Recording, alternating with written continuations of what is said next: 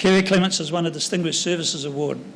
And again, he's a very, very interesting man and someone that loves our game and has done for a long, long time. So I'll try and be brief because I know that Carey's got a few things to say, and I'll put a little bit aside. Pat Carthy's given you a little bit of his time, Carey, to say what you have to say, because I know you've got some things you'd like to say. But I do remember Carey from his early days in Otago, and he always used to come to the New Zealand Rugby League AGMs and always had a little bit to say, a little bit of wise words in the quiet to certain people. And to capitalise off all that length of time he has spent in the game, he was made last year, although it's a little bit of a surprise to him, that he is one of our honorary historians. We only have two others left. One is Peter Kerridge and one is John Coffey. So we welcome you to this honorary position, and it is an honorary position, so we look forward to what you've got to offer us. If I go back to some of his history, 97 to 202, Secretary of the Otago University Rugby League, 203-204, the chairman of that organisation. And I will be brief because it is a very long list of things that he has done. But he was, 89 to 206, was the main rugby league writer for the Otago Daily Times. These people are very hard to find, and Carey was at the top of the list when it came to Otago Rugby League. He was on the Otago Rugby League Board of Control in 92 to 98.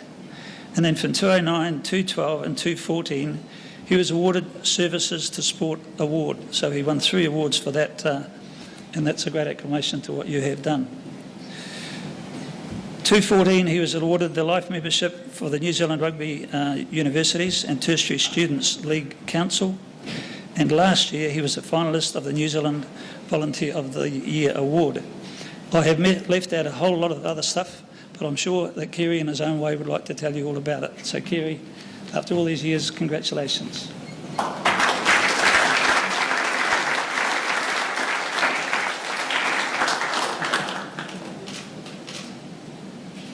Thank you. Oh.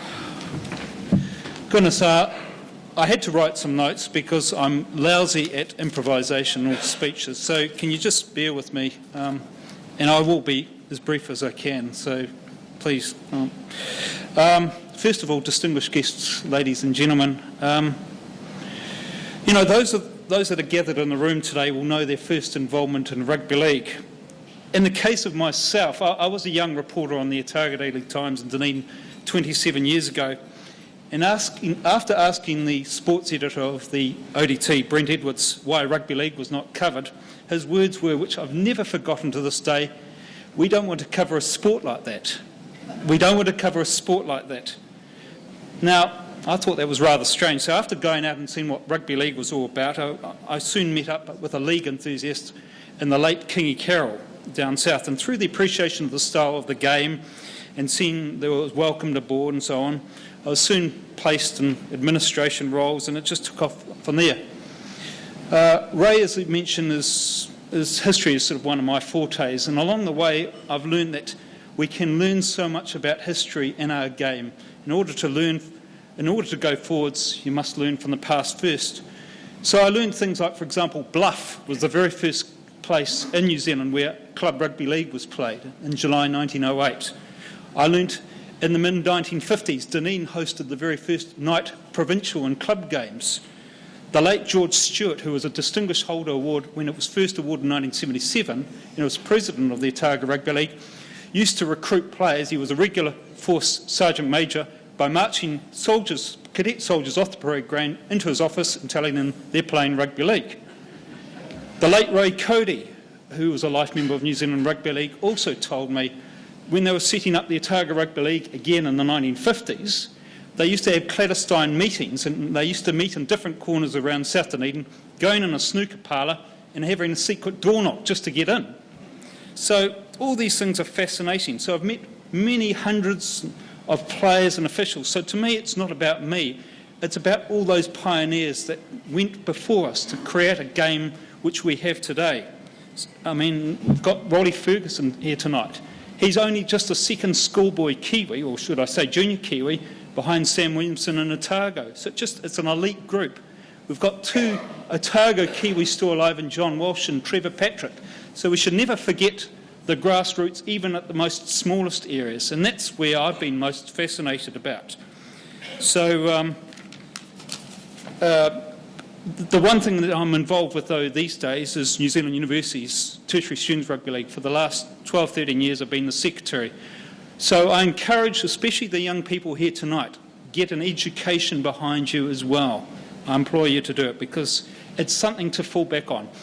We came within 5 points of beating Australia in a 2-test match series in New Zealand last year. It was the first time in 2006 we've had a 2-test match series in New Zealand.